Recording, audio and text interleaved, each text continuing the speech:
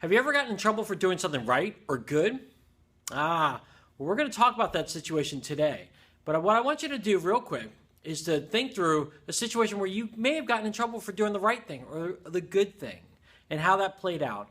And then I also want you to read the story and answer these few questions. So pause the video right now, and then when you're done doing that, press play and we'll continue from there.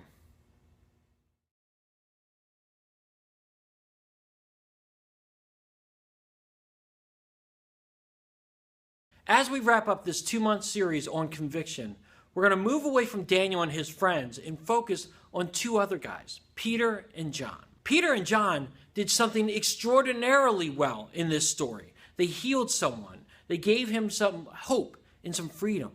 But the funny thing is that some people thought they were doing the wrong thing, and they pulled them in front of the court and they tried to tell them, you can never talk about Jesus again. Never, ever, ever, ever, ever again. And what did Peter and John say?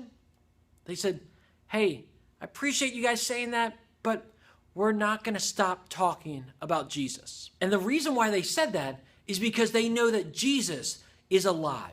Jesus is alive and well. They experienced him on earth, and they experienced him rising up to heaven, and they knew that he was alive and that he has power and he has glory. He is all things. And so they said, we're never, ever going to stop talking about Jesus.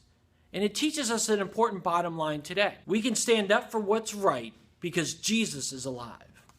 There is a lot of power in Jesus. Jesus did so many things while he was here on earth, and he's impacted so many lives. There is power when it comes to the name of Jesus. And Peter and John knew that, and many other people knew that as well. So I want to encourage you that you can stand up for what is right, because you know that Jesus is alive and he is powerful. And it kind of ties in again as we wrap up this series with our Bible verse that we've been memorizing all month. Ephesians 6:10. Finally, let the Lord make you strong. Depend on his mighty power.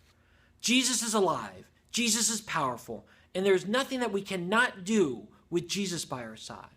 So I want to encourage you that as we wrap up this series, think about Jesus' name. Think about Jesus is alive, and that with him, you can do all things. Thanks for joining us today. Hope you guys have a great rest of the week. And remember that with Jesus, you can stand up for what is right because he's alive.